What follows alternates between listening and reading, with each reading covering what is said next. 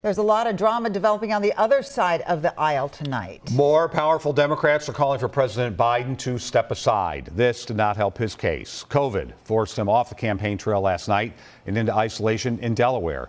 Today, a second Democratic Senator, Jon Tester of Montana, called for him to drop out.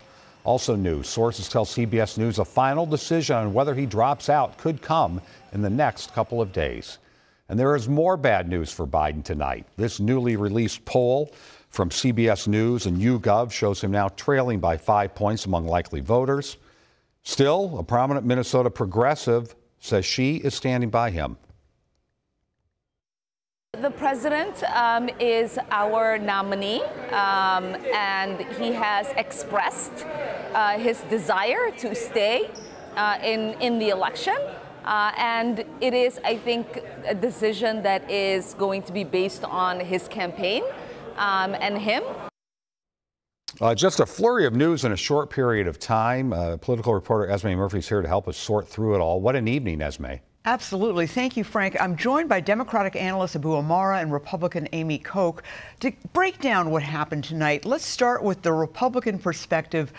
Amy, what did you hear in this speech tonight, and was it enough to bring into the Republican fold suburban women, Nikki Haley voters, people who have not been in Trump's camp before? Well, I have been myself to 4 or 5 Trump rallies. I went to the Trump inauguration. I will say, particularly at the start and at the finish, it was a Trump that I've not heard. He was more conciliatory. He was more introspective.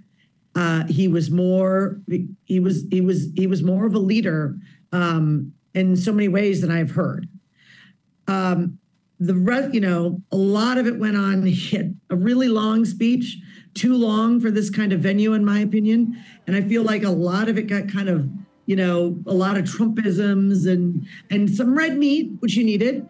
But it got a little long. I will say there were some surprise moments that caught me. He actually complimented the media on some coverage instead of using his sort of usual fake news.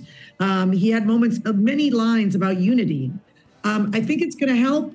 It's going to be maybe enough to win those voters over. A lot will depend on what he does over the next couple months in the election. Abu, as Frank mentioned, new poll numbers out today. Donald Trump has a growing lead in every swing state and nationally as well. How worried are Democrats right now? Look, there's no question the polling right now is not good, but it's not good for Joe Biden in particular. And so what I think this speech did is it reminded the American people, Democrats, independents, even pragmatic Republicans, of who Donald Trump was. What we saw here today was really a meandering, stumbling, bumbling. There's no question. He had a good first 15 minutes talking about, almost being assassinated. And I think he was very powerful in those moments. But for the rest of the speech, it was a stumbling, bumbling presidential candidate. He talked more about Kid Rock than he did about the kids of this nation. And I think Americans will remember that as we get closer to November.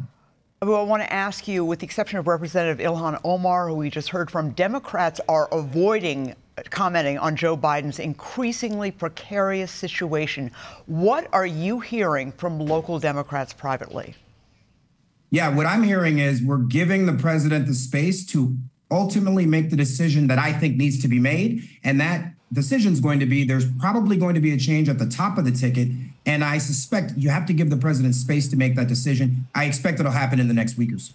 And Amy, quickly, Republicans are saying they don't care who the Democratic nominee is if Joe Biden drops out.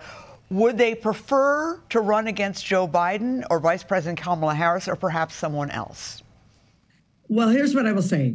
The Trump of the first 15 minutes of that speech, if he leans into his authentic self, if he leans into his heartfelt message of unity, as I saw him do, very honestly, I don't think it matters who he runs against, because that's a guy that's going to win. All right, Amy Koch and Abu Amara, thank you both so much. We certainly appreciate your insights tonight. Well, the Democratic convention is not until August 19th.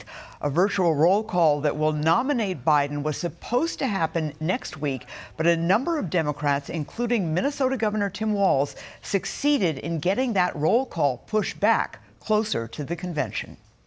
All right, very interesting, Esme. Thank you. And of course, the clock is ticking. We're 109 days away from election night. WCCO will keep you updated on TV and on our stream. CBS News, Minnesota.